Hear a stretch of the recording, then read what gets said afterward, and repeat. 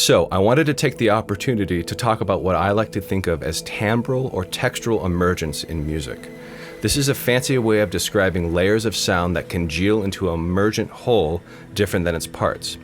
If you are familiar with Gestalt psychology, think of it in terms of sound instead of visuals. And let's see how I build these textures in this song. Humans tend to perceive wholes that are different than the underlying parts, especially when the parts are dense, erratic, complex, and not structured by low number ratios.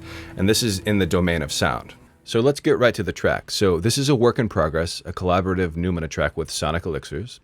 And with a lot of Noumenah tracks, I try to make an intro that's intriguing and immersive to propel the listener into a particular space. And I consciously use that idea of textual emergence I was talking about with these intros. So let's take a listen to the intro into the next section.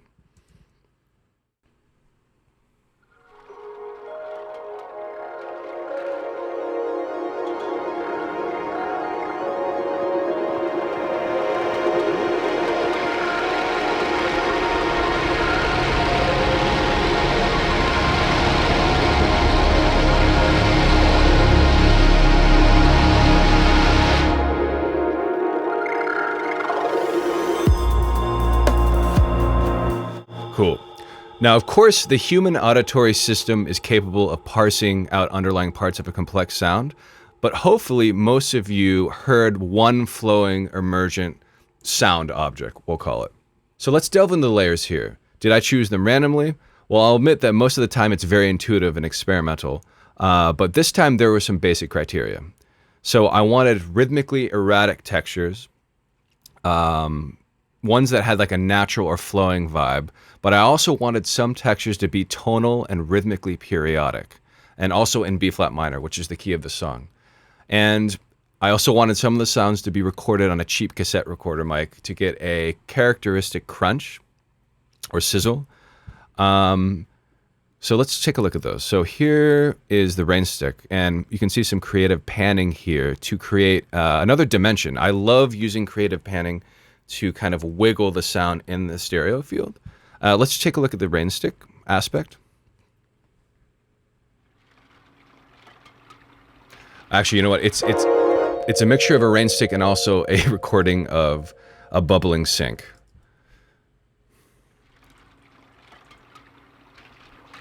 So all of these MIDI regions are different samples being triggered.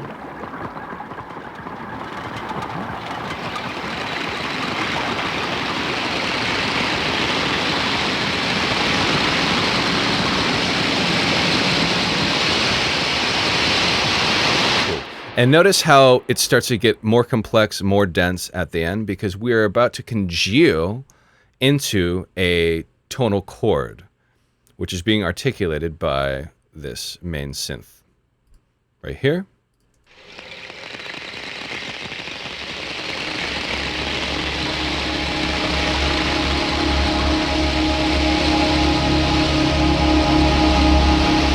All right. Now, the other aspect, we're just going to kind of add in layers and layers. So the other layer or aspect is the Moog textures. So let's just hear them by themselves.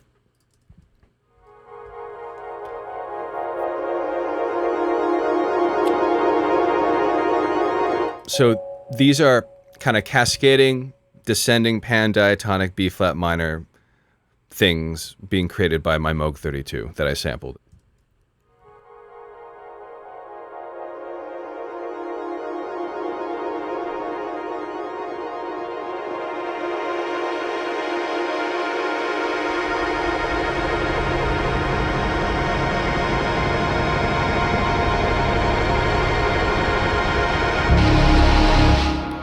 Now again, the trajectory of this build is that it starts to get timbrally texturally more complex as it gets to the next section. So I also did that with this Moog texture layer. Next texture is a sample created by Ian, aka Sonic Elixirs.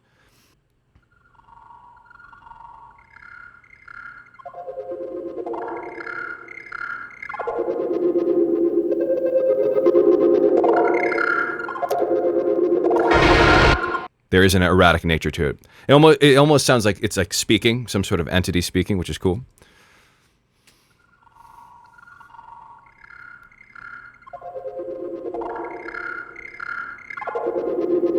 Okay, cool. So in total we have, oh, one more thing I forgot is the chillass, which is outlining a basic melody here. Very innocent, very cute. But when cast amid the undulating craziness,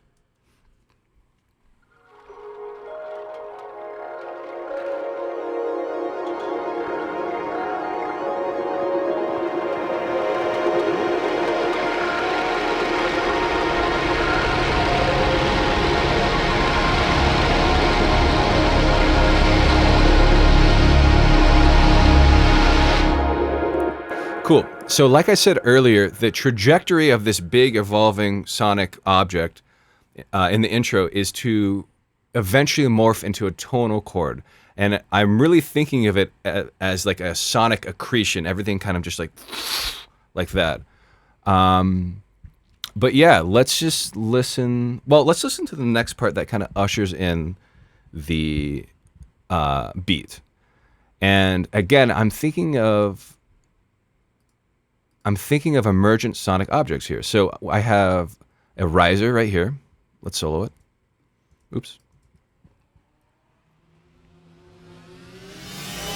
But I also have this percussive bell thing. So I'm thinking of creating an emergent object arising from these two aspects. And the way I'm doing that is I'm consciously raising the pitch of the riser to match more or less the pitch of the cling, the metal clings, with the pitch shifter plugin. So it's, you know, it's not perfect, but it's in the ballpark. And when it's amidst the fray, within the larger texture, at least my ear interprets it as one object, right? Let's see if we can hear that. We'll start from here.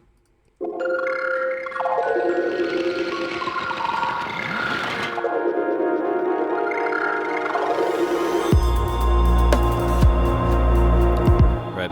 And again, that's achieved because both of these aspects are more or less within the same frequency range, right? They're really active in the higher frequency ranges. But cool. I know that was kind of a heady, abstract, philosophical, creative process type explanation of things, but hopefully you found it useful.